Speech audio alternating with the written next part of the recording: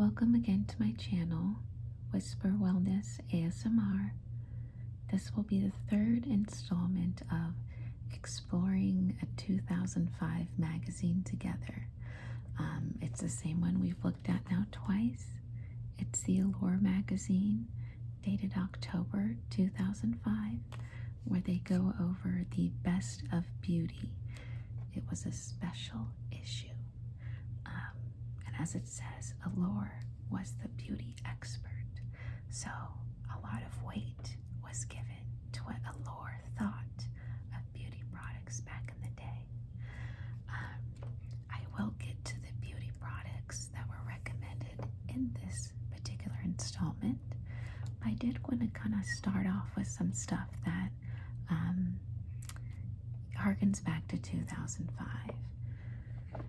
Now, we've probably seen commercials nowadays about Dove, and Dove, especially as of current day, is very into body positivity.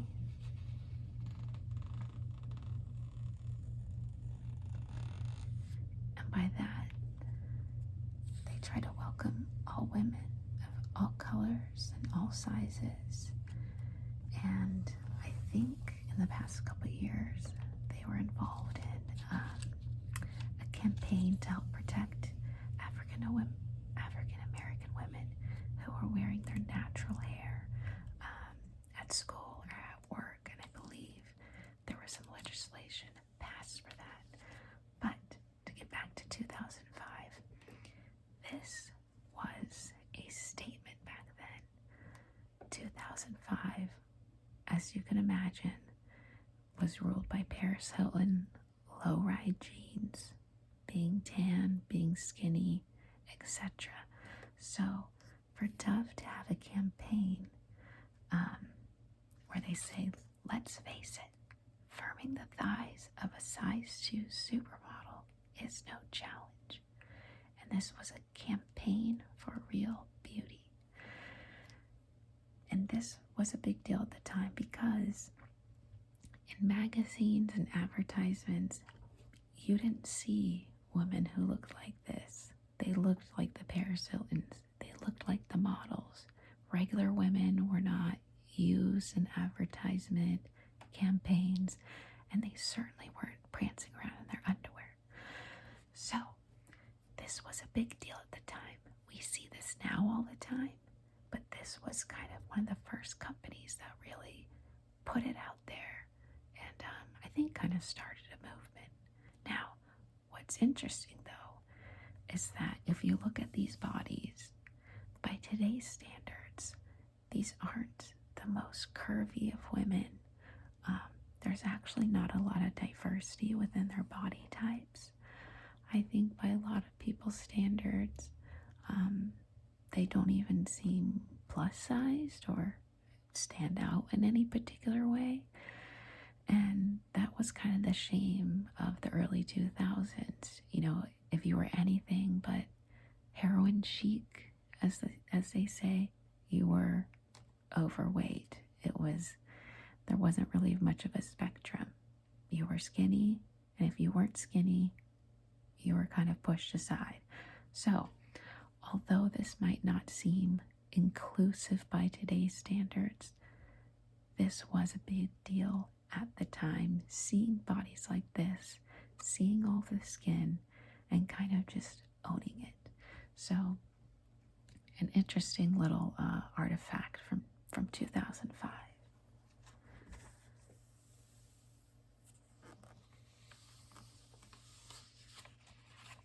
Which I think is a great idea. I still use Dove.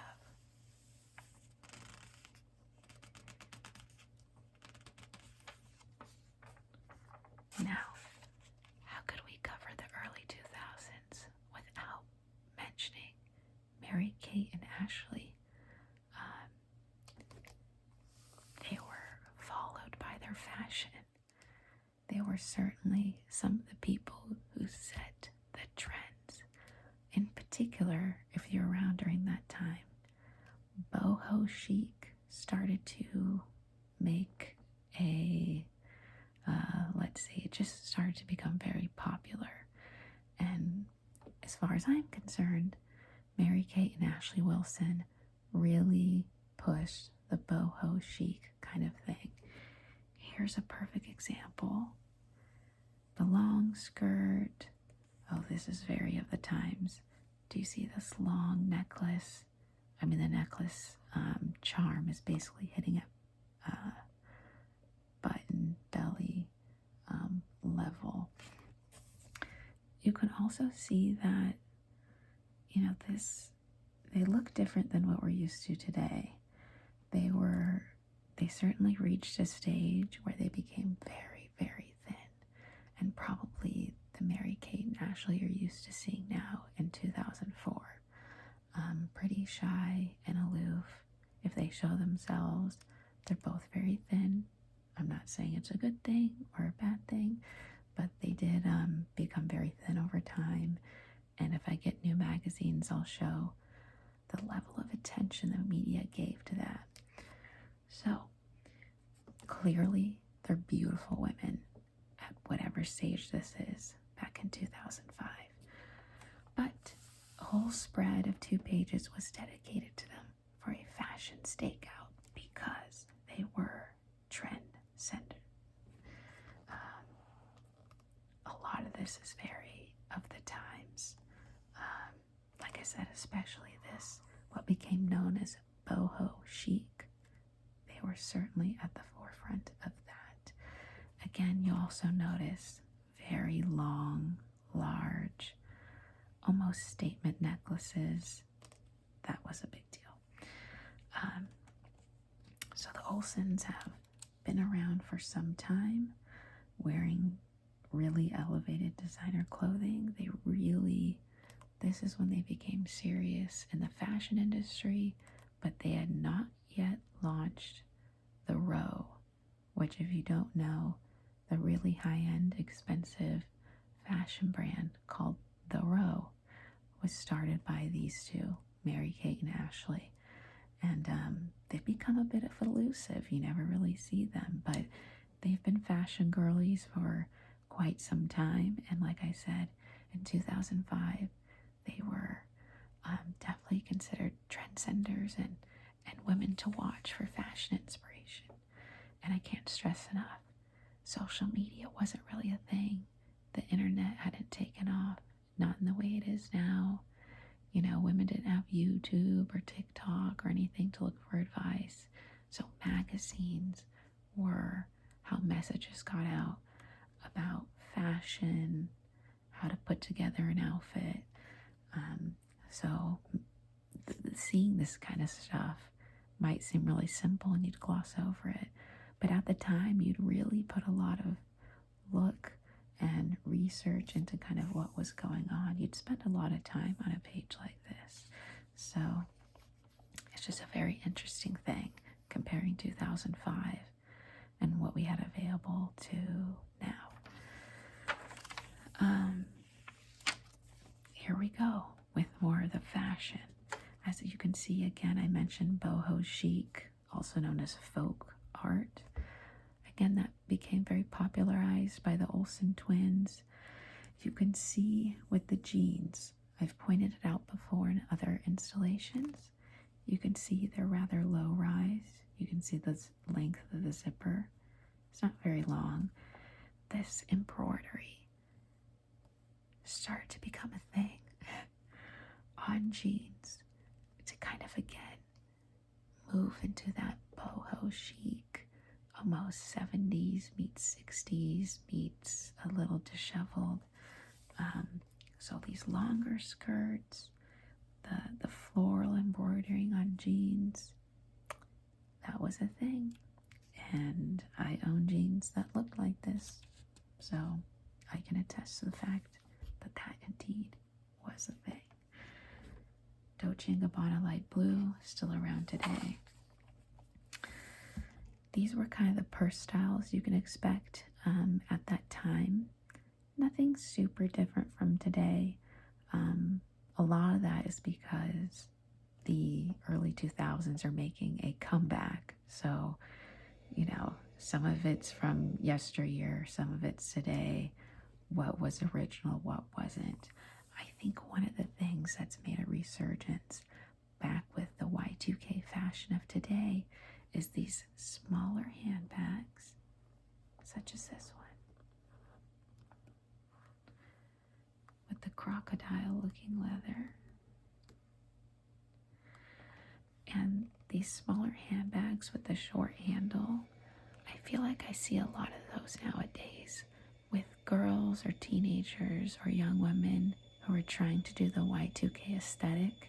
You'll see that rather than a crossbody or anything of that nature, they tend to go for these really short straps so that the purse sits just beneath kind of their armpit area. A purse of that style was very of the time. So, and these were the purses that were fashionable back in 2005. I could go on, but here's a little taste. Oh goodness, if you've seen people trying to do the Y2K fashion, trying to attempt it now, it's not uncommon for you to come across people wearing kind of these newsboy caps. I mean, here they're kind of cheekily referring to thinking caps. When you think of Y2K, you think of kind of these little colorful skirts, this, that, and the other, unnecessary scarves, and unnecessary hats. So these little newsboy caps, which are basically just a beanie or a bonnet with, a duck bill, those were a thing. This is Courtney Cox, by the way, if you couldn't tell. Still a stunning woman. More fashion scoop. Again with a low rise, if you can see the zipper, pretty low rise. And I've mentioned in other installments, billowy tops, billowy, boho looking tops. At the time, the girls would call them going out tops. So everyone wore jeans like 90% of the time, and it was always are we gonna wear jeans and a going out top? Yeah, that's what we're doing. And that might be something like this, paired with jeans. And that was our version of being dressed up. But anything other than a tank top that was even slightly elevated, or that had lace, etc., if you're around during that time, you know of the going out top. And you just kind of knew what it meant. Again, pointing to the jeans, because it's so 2005, which I understand is making resurgence, but I'm talking about the original 2005. Look at the low rise of these jeans. Look at that zipper. My goodness. And again, I've noticed in other installments, we have yet to hit the skinny jeans at the bottom. But this low rise, my goodness. If you want to know why heroin chic and people had all sorts of issues with food at the time, do you know what it takes to look good in a pair of low-rise jeans like that? I mean, you have to be almost 0% body fat. Otherwise, it's muffin top central. So regardless of the size, you were trying to be stylish. So you better believe you still wore low-rise jeans. But that's where a billowy top comes in to hide the muffin top, or a sweatshirt or a hoodie, etc. Again, I can speak from experience. Here's actually Kenneth Cole ad with Sephora, the retailer that you could find it at. Styling 101, focusing on the legwork, nothing super exciting, hosiery, shoes. Again, as I mentioned in another installment, these were cut out.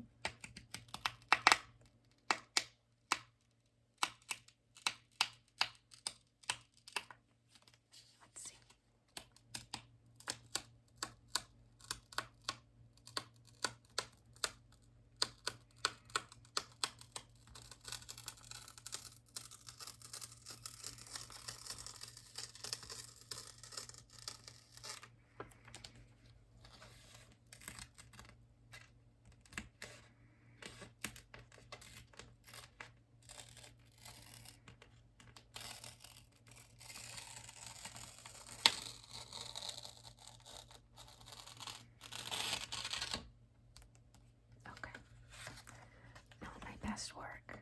to show you.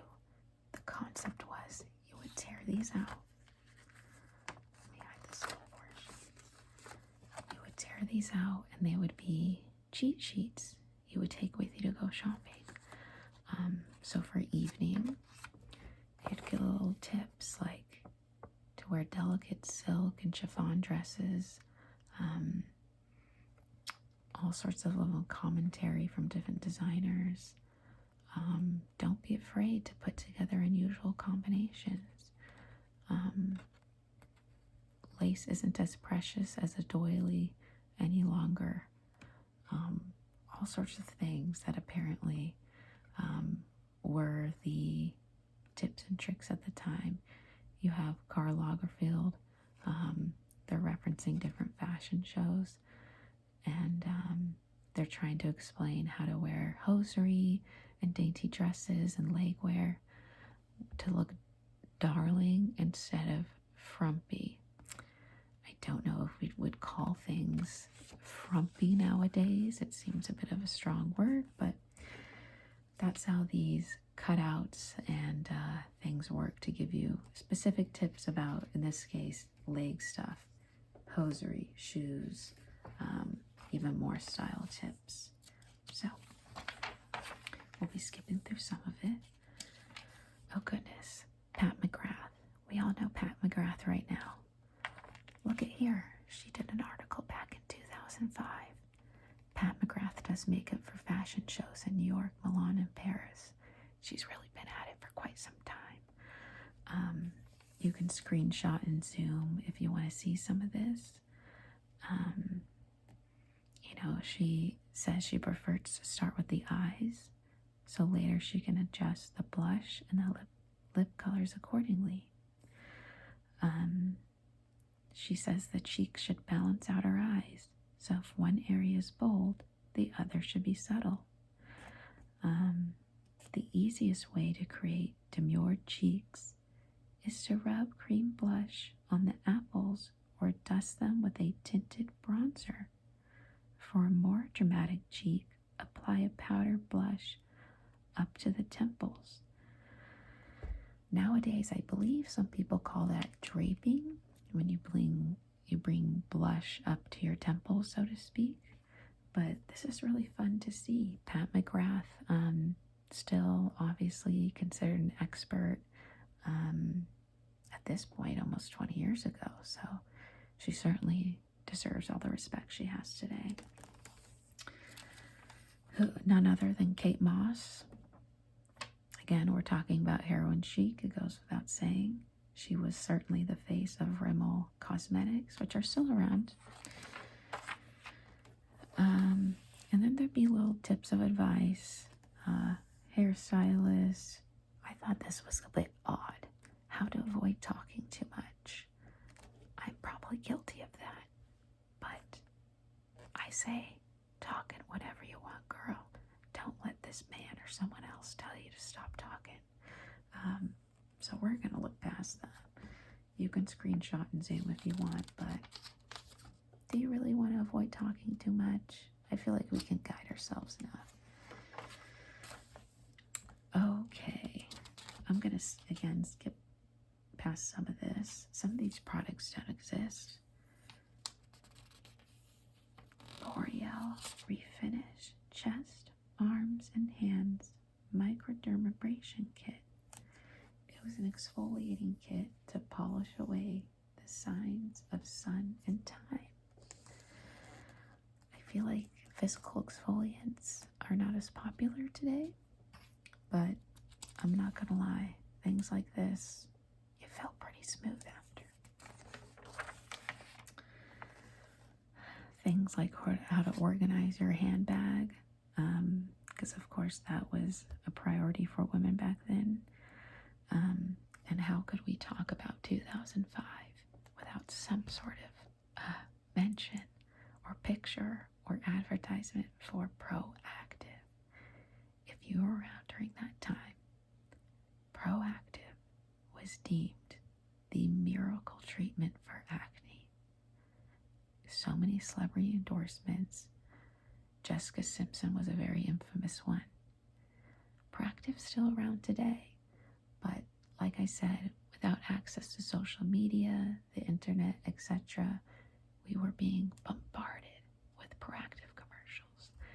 And as someone who struggled with acne throughout their entire high school years, you better believe I gave it a try or two, but it can only do so much. Some people are addicted to it. It was a shot in the dark.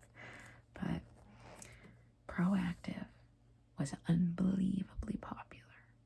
If you had acne, that was like one of the first recommendations someone gave to you. Have you tried Proactive? Notice, by the way, we talk about beauty filters today and unrealistic beauty standards. You have to understand it certainly isn't as bad as it is today, but there's some filtering going on and some unrealistic beauty standards, if you will. I don't know if you can tell, I'm sure you can. This is highly edited. I mean, it's so edited, she loses the shadow of her nose here. So it's a bit disappointing to see a skincare brand, especially for acne, with a very blurred face. But that's what we would see. We thought Proactive would get us there. And yeah, it was a stretch, to say the least.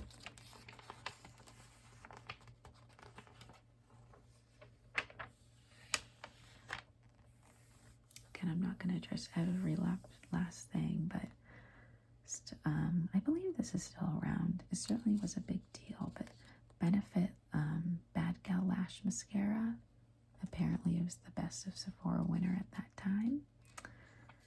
Not sure if it's still around, but Benefit's available at Ulta now, so they're no longer exclusive to Sephora.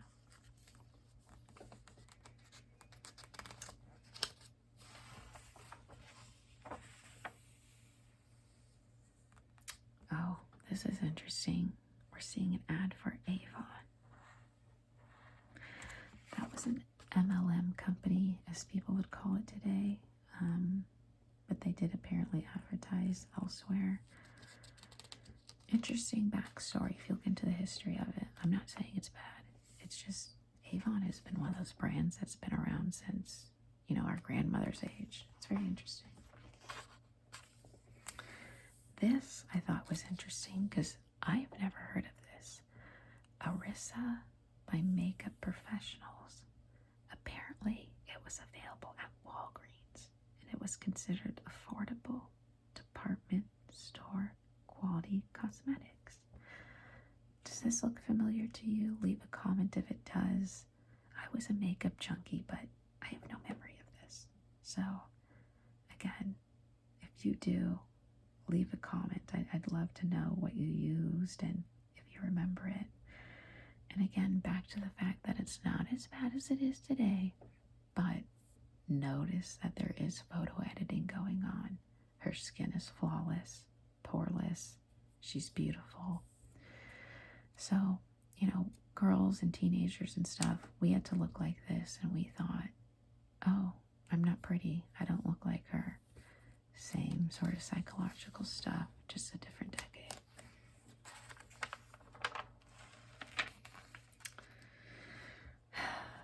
I'm not going to get into it, partly because I find it sad, but how to quit your job gracefully? I mean, okay. And then weighty matters. It goes about a little bit of a history of the bathroom scale, if you want to screenshot and zoom in. Obviously people have an on and off relationship with the scale, so I feel like this is an article that we wouldn't see today. Weight was very important, and there was no holds bar on it back in 2005. But I think today you wouldn't see a little tidbit like that in a magazine.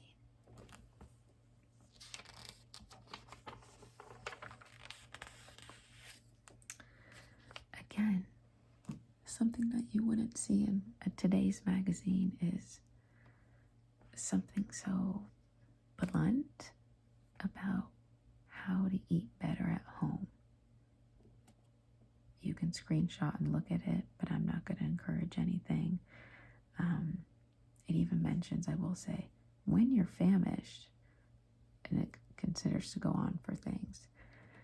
Girl, you don't need to be famished. Stop yourself. And if you think doing any of this will make you look like whatever model that is, she's famished, okay? So again, this was the messages being sent to teenage girls and women, though. Weight is important. How to keep a figure. The idea of being famished. Clean out your cupboards. Have sticking points. Things like that. You know, it sticks with you. So if you hear about millennials being having body self-esteem issues, look, every generation does. I'm showing you what the girls in the early 2000s were exposed to. Heroin chic, Paris Hilton being skinny as a rail, low-rise jeans. You couldn't escape. Here's an Escada perfume. Again, very photoshopped and pretty and beautiful. Escada again.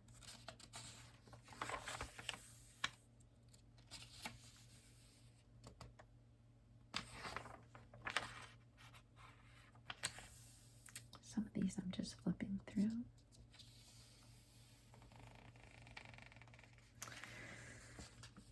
This is an interesting brand that I believe still exists today.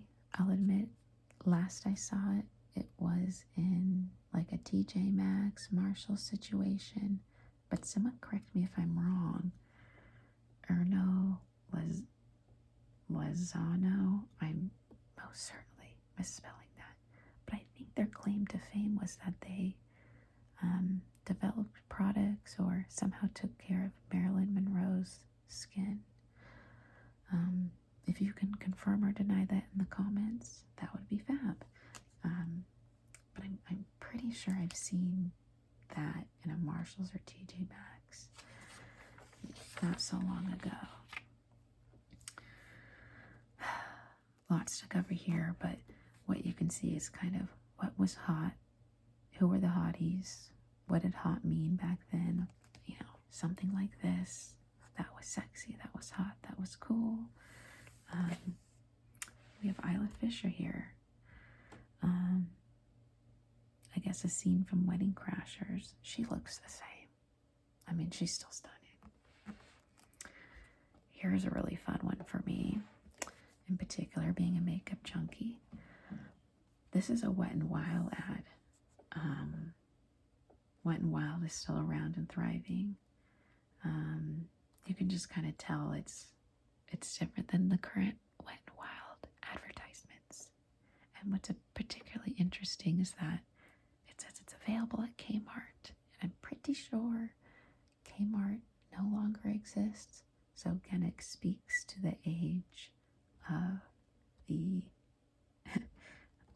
ad. But yeah, they're advertising nail color, which they still sell, and lipstick, which they still sell. If you notice my nails, this nail color is actually from Wet n Wild. So I'm a big fan. They're inexpensive. They work. They're great. They've been around. So yeah, but that's what a 2005 Wet n Wild magazine ad looked like. Okay. Again, more with the toxic body messaging, as one might call it today. A lot of focus on what do you eat? What do the celebrities eat? Make sure there's no excuse to blow off exercises. Blah, blah, blah. Eat egg whites. Kashigo lean cereal. You get it. I'm not going to delve into it. But it's no surprise that in a magazine of 2005 that you get a lot of dieting advice. Oh, this is kind of fun though. You can see here in the corner, here's an old school iPod. Not an iPhone, an iPod. This is a little tiny device device where you'd have to upload music to it, and there was a headphone jack, and it was just to play music. It wasn't a phone. There was no games. It was literally to play music. And most people had one. By the time that I was in high school, again in the mid 2000 range, a lot of people had iPods. And another little lore of how did people obtain music and get it on their iPod? Well, a lot of us illegally downloaded it off of LimeWire. And yes, it did give the family computer viruses. But hey, we got to listen to music at track practice and on the bus. And we looked cool having our iPod. So, you know, teenage decision making. Again, I'm not going to delve into it for a variety of reasons, but here's a whole article about a girl losing weight, downsizing, and there's a progress report. I'm not saying it's good or bad, but we wouldn't see that in today's magazines as far as I'm concerned. Again, other women who drop down in sizes. I'm not going to delve into it because I'm not a believer in getting focused on numbers, but I only point this out to show it was 2005 and there was no shame in body shaming.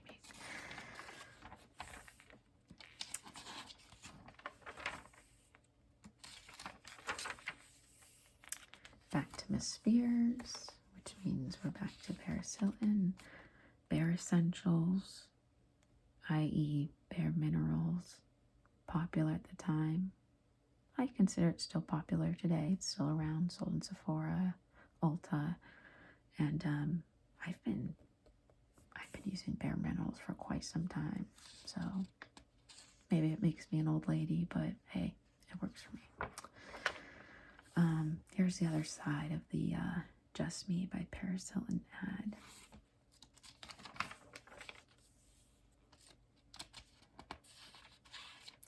Lip balm backlash. I believe this refers to the addiction to lip balm claim. Is it real? Is it not? Don't ask me. This is interesting.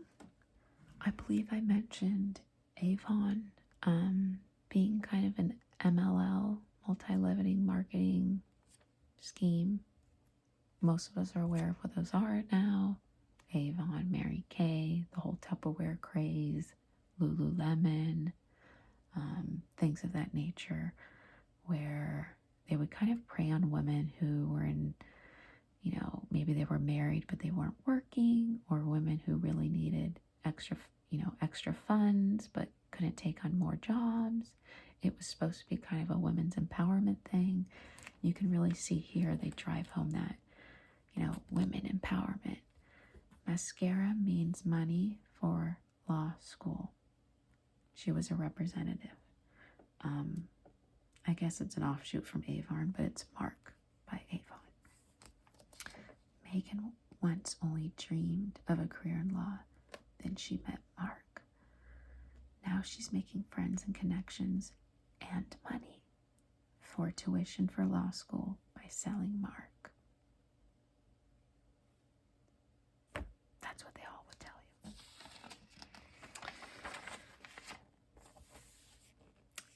Lots of interesting stuff here. You can screenshot and look at it if you want, of the moon news. Now, how could we get through a 2005 magazine without mentioning the infamous St. Ives Apricot Scrub, which hilariously won a Best of Beauty award from Allure. Extremely popular at the time. We didn't know what we were doing. This was what skincare was to us. And I'm not gonna lie, it felt good. Now it burns my face. I don't even go near it. But at the time, this was a thing. St. Ives has been around well before 2005. It had gone through many package iterations, but this is what it looked like at the time. And it looks different now.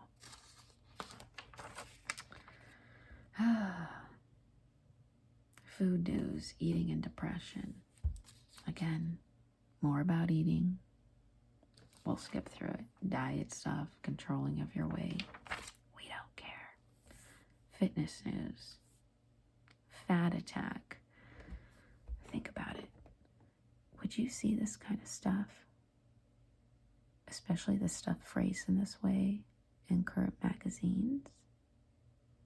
I mean, again, I'm not saying better or for worse, but I would say probably not. But again, in the 2000s, it was all about being as skinny as humanly possible. And with those low-rise jeans, I mean, it was a struggle.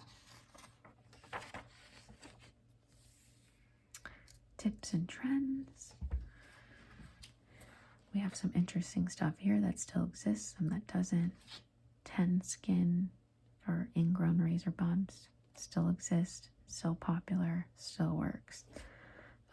These dessert treats, they were conditioning, shampoo, body washes, lotions. They had flavors like lollipop, cotton candy, and the fun thing about it was that they were edible. So those were kind of a big deal that certainly isn't around today. Something that still lives and breathes and will follow us to our grave, pink sugar. And if you don't know, it's an incredibly sweet pink sugar type of perfume. I don't dislike it. Some people hate it. But you better believe it's still around. It's very popular. I still have bottles of it. And again, we didn't have TikTok. We didn't have Instagram. The internet wasn't what it was. I don't even know if Yelp was around. So how did you get to know where to go for the best of hair, skin, and nails? This is how you'd figure it out. For most people who didn't live in a big city, you would look at these things and go, that's nice, but I'll never go there because I am 5 hours away, 10 hours away. But these were the recommended places that were all the rage, apparently. Again, the directory continues about where to get the best blowout brows, etc. What's new in store? Juice Beauty. I believe they're still around. They've repackaged. Queen Helene, very popular masks. I believe their packaging has also been revamped. Lots of stuff. A lot of these are ads in disguise. This look and aesthetic, I feel like, is very of the times. The Vavoom hair, the relatively neutral lip, and the dark smoky eye. I still think it works, but the really obvious highlights, very 2005. Again, more about the directory for facials, hair coloring. It goes on and on, but if you were like me and you didn't live in a big metro area, well, you just read them and dreamt someday that could be me.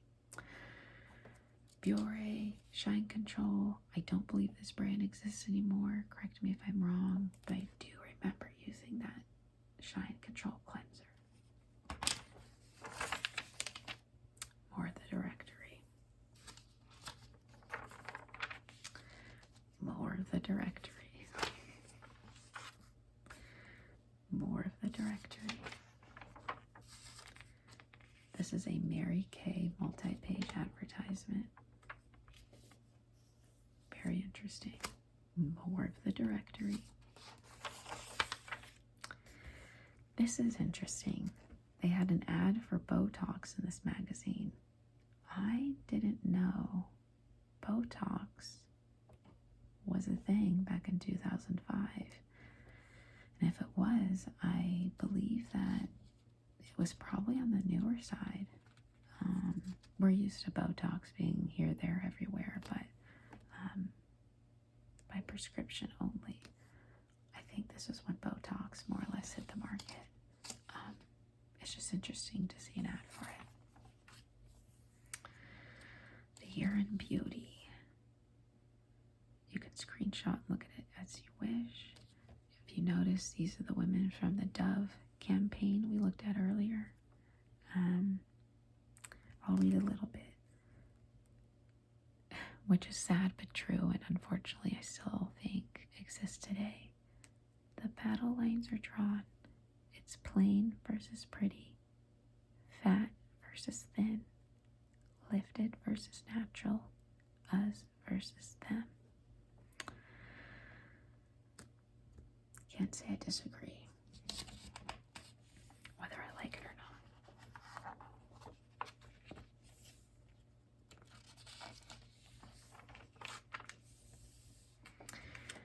Michael Jackson was still around. Interesting character. Fun fact, his infamous court trial, and in fact this very famous photo of him, he's actually standing on top of an SUV. My obscure little town happened to be the jurisdiction in which his fantasy ranch, or whatever it was called, was within that jurisdiction. So my little small town, one of their claim to fame was that's where the Michael Jackson trial was. And so there was a lot of kit caboodle at the time about it. It was a crazy time. Rest in peace.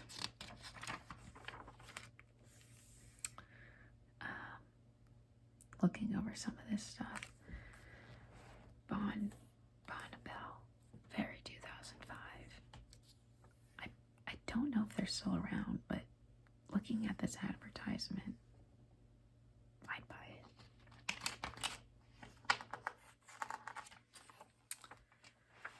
More of the same brand.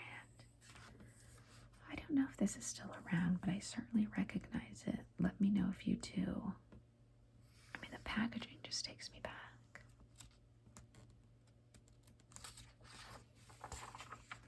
We're skipping a page.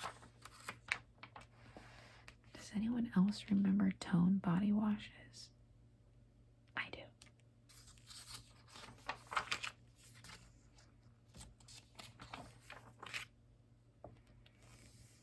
Again, we have a further article about Dove and kind of body positivity. I'm not giving a comment on is body positivity good, bad, whatever. I'm just pointing out that I will say there's not a lot of diversity in size. It's kind of like they found an acceptable plus size model, which honestly, what are these girls, like size 6, 8, 10 at most? That was considered really brave at the time. Think of that what you will. I don't even know what's going on.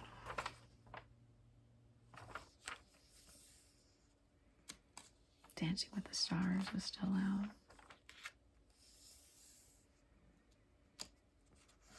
A little bit of politic news. Here's some people, I guess, with their high school photos. I'm not sure it's close enough for you to see, but here's Sandra Bullock in high school. Here's Natalie Portman in high school. Stunning. Here's Hilary Swank in high school. Looks the same. Here's Renee Zellweger in high school. I'd say she pretty much looks the same. And here is Oprah Winfrey herself. I think she's made a pretty big transformation and looks great as of late. So, fun little throwbacks. Now, I told you this is the installment where we would get to the best of beauty in 2005. how it starts. Do you feel self-conscious yet? Because I do. They found the 152 best products. Apparently this is a silver fox fur parka by Microcores. Stunning.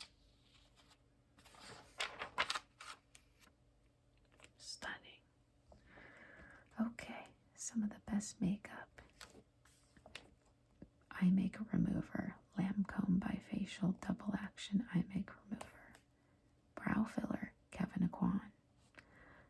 Mascara for Day, Shu Umura. I'm pronouncing that incorrectly. Forgive me.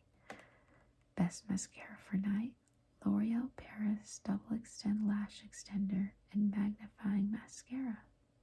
That's quite the long name. Eyeshadows, Best Brown, NARS, and CoverGirl. Best colors, which are Beauty Mute by today's standards, but Paula Dwarf Eye Color Glamour and Envy, and Chanel Illuminating Eyeshadow in Abyss. Best grays, Stila Eyeshadow in Diamond Lil, or Revlon Eye Glad Shimmer Shadow in Charcoal.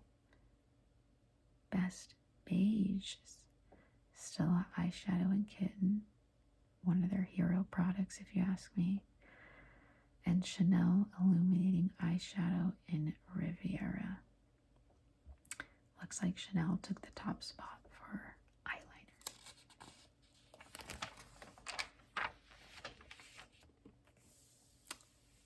Lipstick.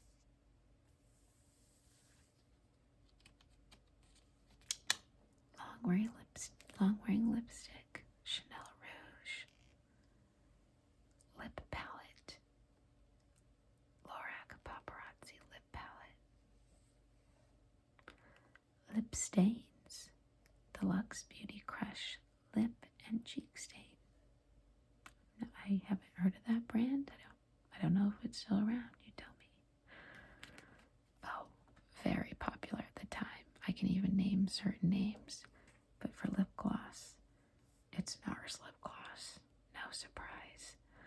I believe one of the most popular colors at the time, if I'm not mistaken, certainly in the top 2 colors of the time for that lip gloss, was called Turkish Delight. And it was really pinky nude, which, being that it's 2005, was very of the moment. So, Turkish Delight was a big one. We see some best lipsticks, Estee Lauder, Trish McAvoy, Deluxe Beauty, Giorgio Armani, Chanel, Lancome. Oh, and we have Fresh Sugar Lip Treatment. These still exist.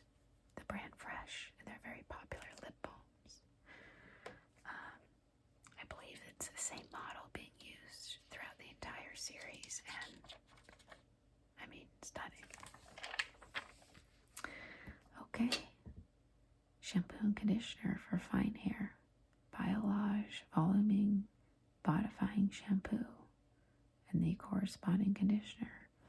For dry hair, Pantene Pro-V Daily Moisture Renewal Moisturizing Shampoo and Helen Curtis Thermosilk Heat Activated Moisture Infusing Condition.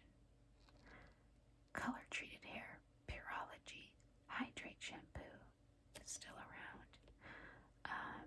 And some L'Oreal Professional Series Expert Vitamin Protective Conditioner. I believe that's also still around. Styling products, Paul Mitchell Hairspray. There's a lot going on there. You can screenshot if you're super interested. Some of these things I'm not sure even exist anymore. Deep conditioner, Kerastase. Home hair color, L'Oreal. And because this is best of hair, only her hair is covering her. We're looking at her hair, really.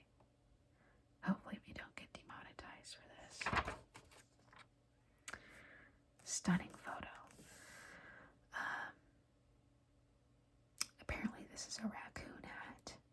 She's wearing Carnation Shadow and Squeeze, Solstice, Tanfastic Bronzer, and Whispering Pink Smooth Hair. Smooth Wear Lip Tints by CoverGirl. Do these products still exist? I'm not sure. Okay, cleansers. Aveeno Positively Radiant Cleansing Pads. Those are very popular. Moisturizer, we have Estee Lauder, we have Lancome, Acne, DDF benzoyl peroxide gel and sulfur, Rodan and Fields unblemished regimen for acne, blemishes, and breakouts. That's the same company, by the way, that's behind Proactive, Rodan and Fields. For scrub, the L'Oreal Paris Refinish Microdermabrasion Kit. I feel like I used that at least once. Again, this was a very coarse microdermabrasion, which people were not afraid of at that time. For a peel, you have an Avon 2-step facial peel. Anti-aging Sinscoodles CE Ferulic Serum. Neutrogena Advanced Solutions Skin Transforming Complex Nightly Renewal Cream. And Olay Regenerist Eye Lifting Serum that protects the tender skin around our eyes with niacinamide and soothes with cucumber and green tea extract. I believe that's still around. The perfect opening act for eye cream is a Kiehl's eye cream.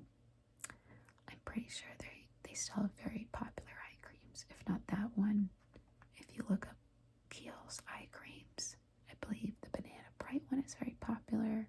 They're still very much a popular brand. For masks, Neutrogena Oil-Free Acne Wash 60-second Mask Scrub wages battle on blemish-prone complexions without feeling like war paint. For dry skin, testers called Estee Lauder So Moist Hydrating Facial a souffle for thirsty skin with a sweet almond and rice bran extract. It's also thick, creamy, and a must-have for winter.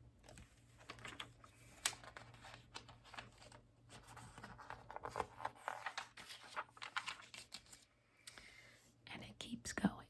Okay, for base, what was popular in foundation, or what was considered the best by Allure in foundation in 2005? Well, some of these are still around.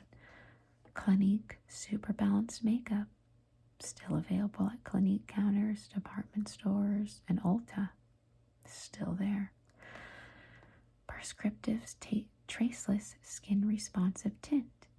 In episode 1 of this 2005 magazine go through, I mentioned that unfortunately Prescriptives is no longer in business. So that is no longer available.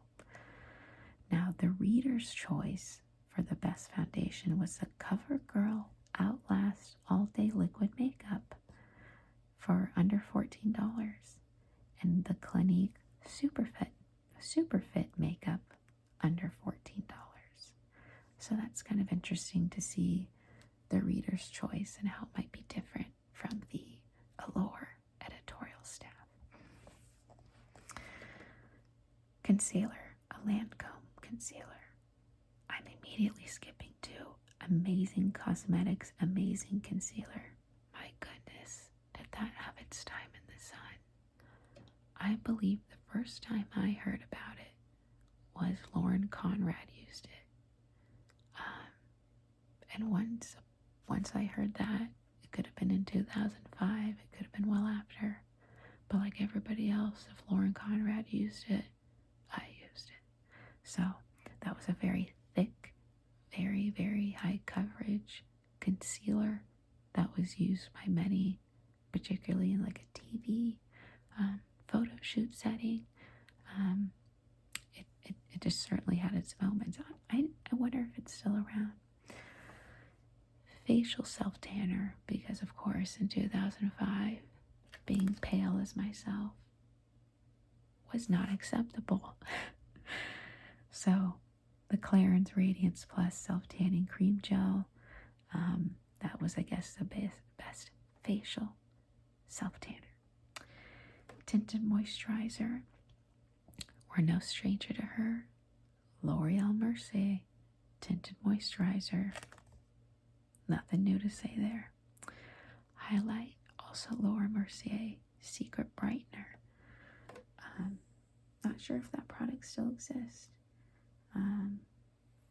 For powder and powder foundations, Shiseido the Makeup Enriched Loose Powder.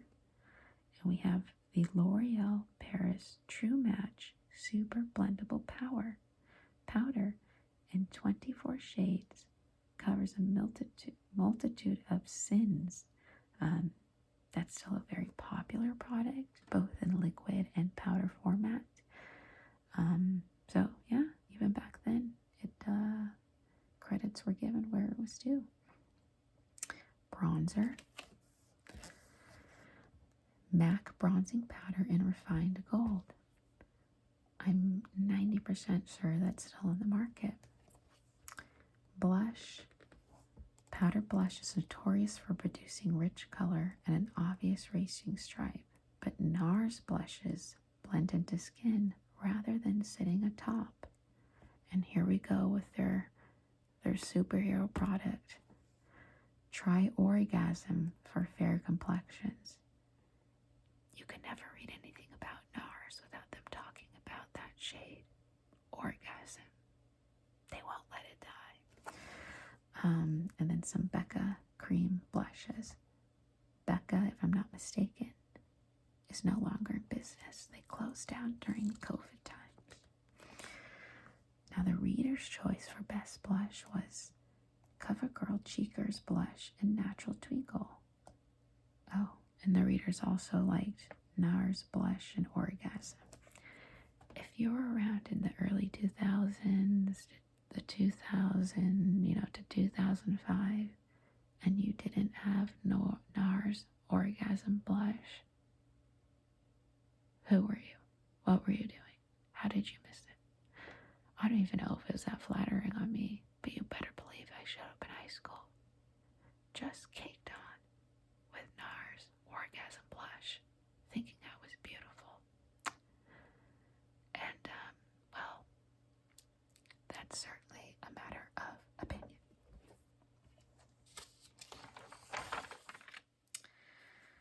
Another very seductive photo with the same model. Best of beauty for body. We have Bliss Minty Soap and Scrub. The reader's choice was Bath and Body Works Nita Margarita Citrus Body Scrub. Lotion, Curel Restore Revive Anti-Aging and Firming Moisture Lotion.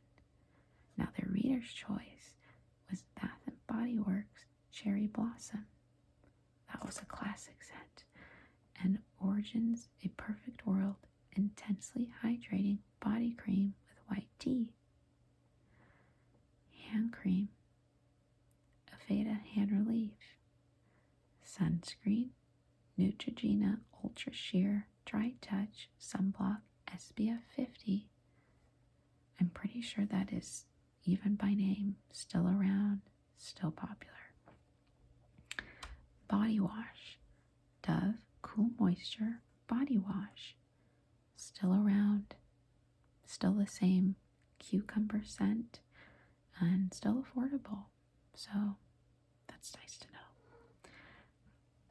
Best body bronzer, Philosophy, the Big Skinny Tinted Body Shaper. And again, we have this lovely model who is quite seductive. Best of beauty and scents. We have Chanel, we have Ralph Lauren, we have Narcio, I can't pronounce, we have Chanel number 19. And even mention a men's best scent. I apologize for any background music or background noise. Pardon the intermission. Okay, now but the reader's choice. Again, readers love Bath and Body. So Bath and Body Works, Cherry Blossom, and Victoria's Secret, So in Love. Best classic fragrance, Bath and Body Works, Warm Vanilla Sugar Splash, Avon Black Suede, Giorgio Armani Aqua de Joie. So it's nice to see what the readers think compared to I guess the editors. Best of Beauty Tools, Makeup Brushes, Kevin Aquan, highly respected. Eyelash Curler, Kevin Aquan.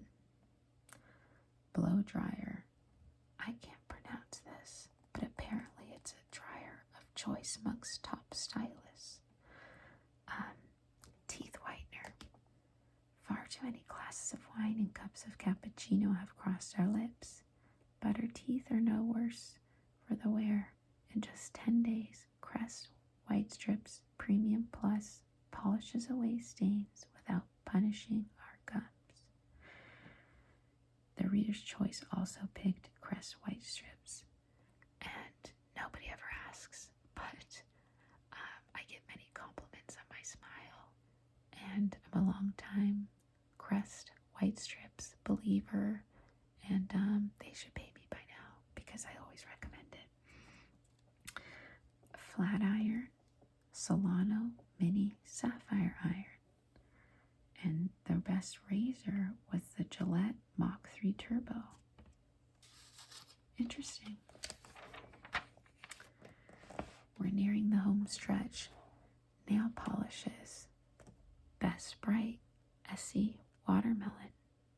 Best Red, Essie A-List. Best Wine, NARS Chinatown. Best Nude, OPI Samoan Sand. And Best Pink, Rescue Beauty Lounge Sheer Pink, which apparently makes nails look healthy, not cutesy. Best Base Coat, Sally Hansen Nail Growth Miracle, that still exists. Top Coat, Porsche Top Coat, not familiar with it, don't know if it exists. Cuticle Cream, Essay the Cuticle Pen, Nail Polish Remover, Q-Tex Essential Care Advanced Nail Polish Remover Pads. So there you go. Here's another shot of our beautiful model with her nails up close. It says her nail enamel is done by L'Oreal Paris, which interestingly is not on the recommendation list. But hey. And that, my friends, brings us to the end of the Best of Beauty in 2005, according to editors and some readers' choices. So I hope you'd enjoyed this walkthrough, this time capsule, if you will, of what was good back then. And we'll pick up on other parts of the magazine. But like I said, we've now covered what is considered the 152 best products and the winners from that testing, according to Allure. So we'll end it there for this session. There'll be a part 4 to this magazine, so stay tuned. And I hope you're enjoying it. If you like the idea of going through older magazines, please leave a comment letting me know. I think they're such a fun time capsule. I love the sound personally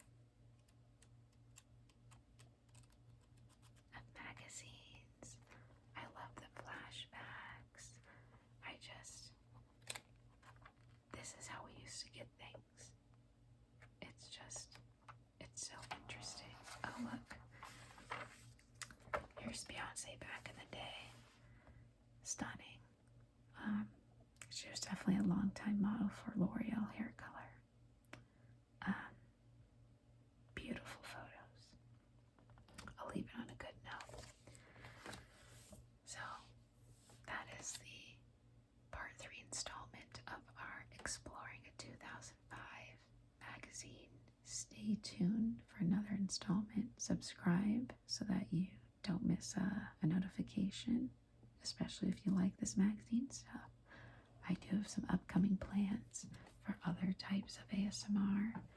If you've looked at my channel, you'll see I did some hair play.